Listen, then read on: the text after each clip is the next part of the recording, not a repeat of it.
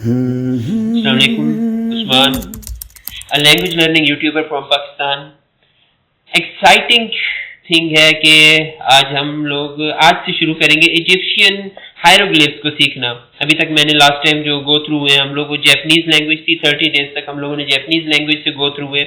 उससे पहले स्पेनिश और पर्शियन, कोरियन, बहुत सारी लैंग्वेजेस से गो थ्रू है। अब हम लोग इजिप्शियन हायरोग्लिफ्स को सीखेंगे। हायरोग्लिफ्स आप लोग देख सकते हैं, जैसे मिस्र में अगर आप लोग जाते हैं, वहां पे अहराम मिस्र में जो ऊपर नक्शो निगार से बने हुए हैं, लोगों की तस्वीरें, कुछ जानवरों की तस्वीरें, ऐसी शक्लें सी बनी हुई हैं, इन्हें हायरोग्लिफ्स कहते हैं। हायरोग्लिफ्स का एक्चुअल मीनिंग है ग्रीक लैंग्वेज में अगर देखें तो सैक्रेड कार्विंग, मुकद्दस किस्म की जो दीवारों पे वो खोद खोद की चीजें बनाते हैं।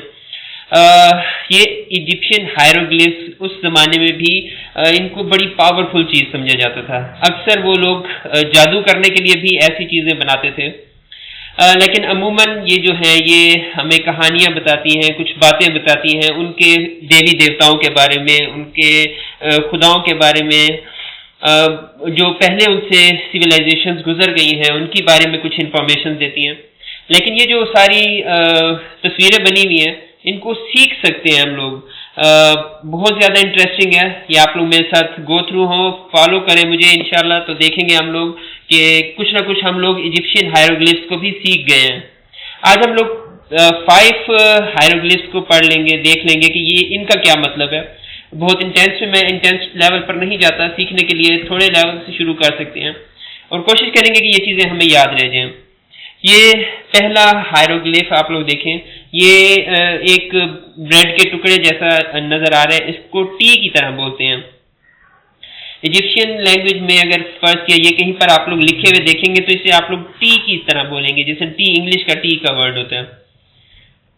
ये सेकंड सिंबल आप लोग देखें, इसे आई ऑफ होरस कहते हैं। होरस की आंख, होरस उनके ज़माने में वो एक देवता को समझते थे जो स्काई का देवता है, प्रोटेक्शन को सिंबलाइज करता है। ये लोग पहनते भी थे।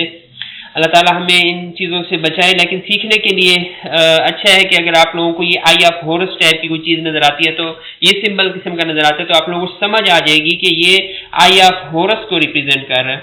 होरस उनका देवता था जो स्काई को रिप्रेजेंट करता है। अब ये सिंबल जो है ये किसी भी महल के सामने की फेस को शो करता है। इसको इंग्लिश में कहेंगे पैलेस फैकेट।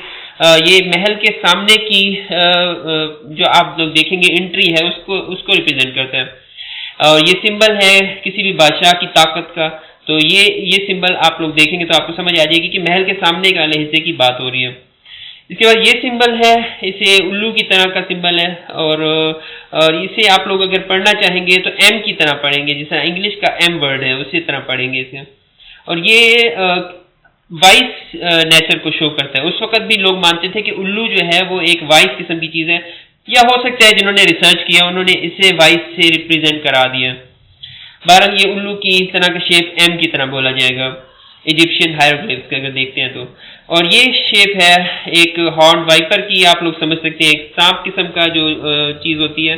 और इसको अगर हमने बोलना हो तो एफ की तरह बोलेंगे। एफ इंग्लिश का जो एफ वर्ड है उसकी तरह इसको बोलेंगे। तो ये जो सींग वाला सांप है इसे एफ की तरह बोलेंगे और ये भी इजिप्शियन हायरोग्लिफ्स की अंदर आप लोगों को अक्सर नजर आएगा। तो ये आप लोग देखें, बार बार देखें वीडियो, आप लोगों को कुछ ना कुछ याद हो जाएगा कि टी साउंड है कौन सी, यानी लूफ ऑफ ब्रेड है, ब्रेड का टुकड़ा, तो उसे टी की तरह पढ़ेंगे।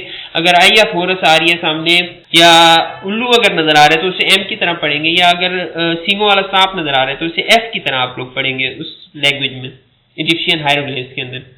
तो इंशाल्लाह आगे इसे गो थ्रू करते हैं। 30 डेज आगे पढ़ेंगे, इजिप्शियन हायरोग्लिफ्स से भी गो थ्रू होंगे। लैंग्वेजेस सीख रहे हैं तो हर किस्म की लैंग्वेज से गो थ्रू होना इंटरेस्टिंग होगा इंशाल्लाह। जज़ाकल्लाह खैर।